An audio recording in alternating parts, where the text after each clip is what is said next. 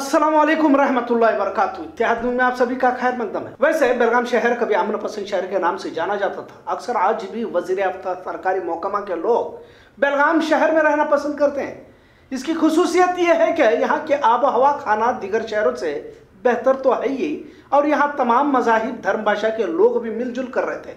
लेकिन पिछले कुछ अरसे से यहाँ भी मजहबी तशद्दुद का घिनौना खेल खेलने की कोशिश कुछ फिरका परस्त ज़हनियत के लोगों की जानिब से खेला जा रहा है। आए दिन किसी न किसी बात को लेकर यहाँ की फिजा को खराब करने की कोशिश की जाती है। अवाम बेहाल है।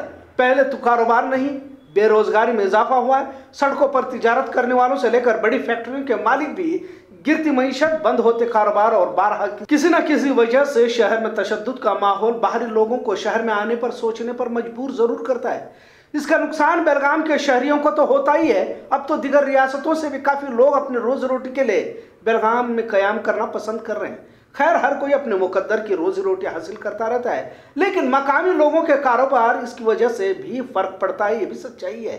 मजीद अफसोस का मकाम यह है कि सियासी पार्टियां मजहबी तशद्दुद को इसलिए बढ़ावा दे रही है ताकि अक्सरियत वोट बैंक को पोलराइज कर सके, लिहाजा इसका असर भी बड़े पैमाने पर महसूस किया जा रहा है। बेलगाम शहर में राम सेना, बजरंग दल, आरएसएस और दिगर तंजीमों इदारों की भी सरगर्मियों में इजाफा हो चुका है। इन्हीं पार्टियों से निकलकर भाजपा में बड़े ओहदों पर लोग फाइज हो चुके हैं। गलत बयानबाजी और बिना किसी दलील के कुछ भी कहकर माहौल में तनाव पैदा करने की कोशिश की जा रही है।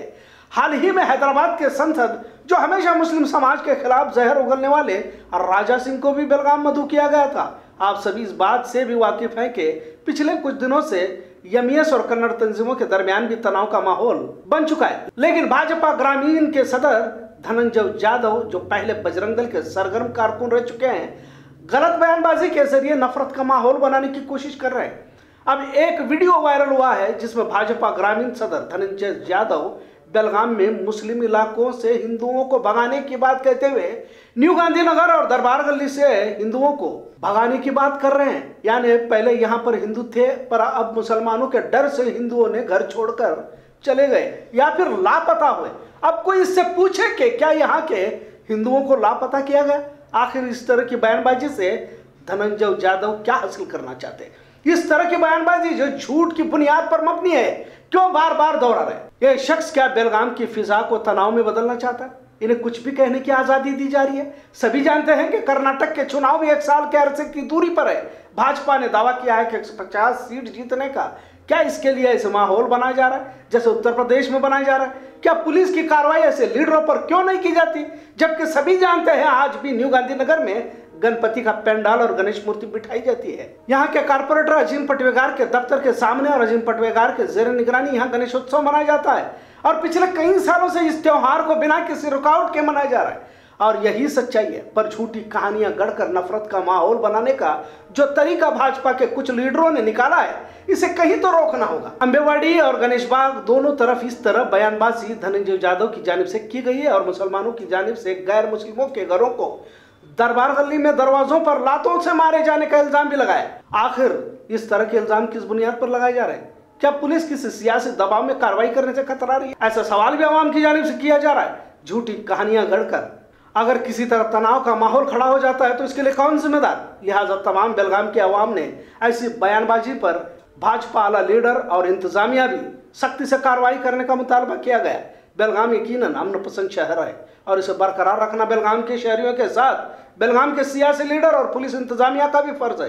अब तक पुलिस इंतजामिया ने बेलगाम शहर के लिए हमेशा बेहतरीन खिदमत अंजाम दी है। उम्मीद करते हैं कि किसी भी पार्टी मजहब का शख्स हो, शहर की फिजा को आलूदा बनाने से रोकना होगा, वरना इसकी कीमत हम सभी के साथ गरीब मजदूर किसानों को भी चुकानी पड़ती है। इसका ख्याल होना चाहिए। आम्ही बजरंग दलमध्ये असताना न्यू गांधीनगर मध्ये 5-6 युवक गणेशोत्सव मंडळ साजरे केले जात होते। त्या गणेशोत्सव मंडळ साजरे करत असताना तिथल्या हिंदूंना धीर देण्यासाठी महाआरतीसाठी आम्ही जात होतो। पण आज न्यू गांधीनगर मध्ये एकही गणेशोत्सव शिल्लक नाही, एकही पेंडाल शिल्लक नाही आहे। गणेशोत्सव साजरा केला जात नाही। काय झालं न्यू गांधीनगर हिंदूंचं? एक तर घर सोडून विकून गेले आणि तिथून लापता झाले। खूप लांब सांगायची गरज नाही। जेव्हा जेव्हा बेळगावला दंगली झाल्या, दरबार गल्लीतल्या हिंदूंचा फोन येत होता, दरवाजाला लाथा मारतायत, दरवाजे तोडतायत, वाचवा म्हणून।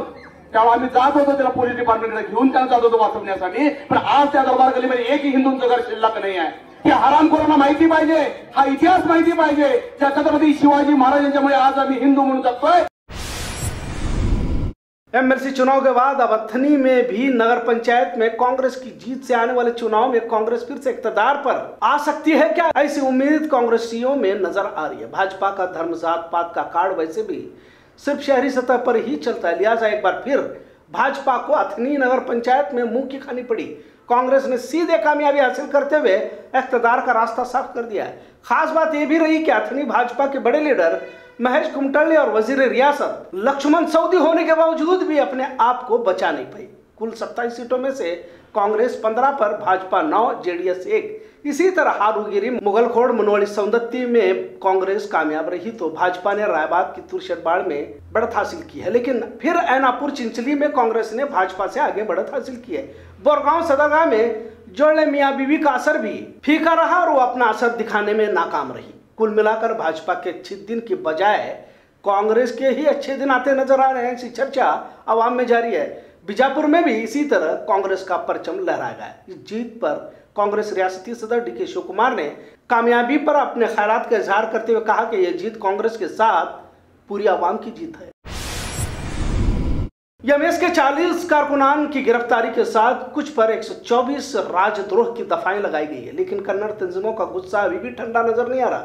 आज फिर बेंगलोर में कन्नड़ रक्षण वेदिके की जानिब से इन पर पाबंदी की मांग करते हुए बड़े पैमाने पर एहतजाजी जुलूस का एहतमाम किया गया था, जिसमें महाराष्ट्र एकीकरण समिति पर पाबंदी लगाकर सख्त कार्रवाई की मांग की गई। कन्नड़ रक्षण वेदिके के नारायण गौड़ा ने बेलगाम भाजपा लीडरों पर इल्जाम लगाते हुए कहा कि मराठी वोट बैंक के लिए भाजपा हुकूमत इनके साथ नरम रवैया इख्तियार कर रही है। मैसूर सर्कल के करीब बैरिकेड्स लगाकर कारकुनान की गिरफ्तारी भी की गई। आप हमारे घर आए, खुदा की कुदरत है की तरह बेलगाम शहर में जब भी कोई सरकारी मेहमान यानी नेताजी तशरीफ लाते हैं तो पूरे बेलगाम शहर को घुसल देने का काम शुरू होता है। सड़कें, डिवाइडर सभी को साफ पानी से नहलाया धुलाया जाता है। रोशनी से शहर जगमगाने लगता है।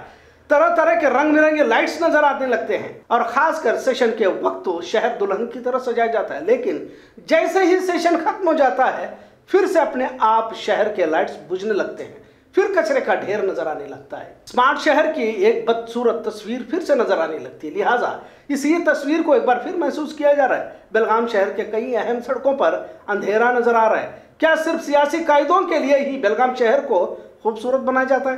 क्या आखिर आंखों में इस तरह धूल क्यों फेंकी जाती है? ऐसा सवाल आवाम की जानिब से पूछा जा रहा है। खबरों का सिलसिला यूं ही चलता रहेगा। देखते रहे इत्तेहाद न्यूज़। शुक्रिया, अल्लाह हाफिज।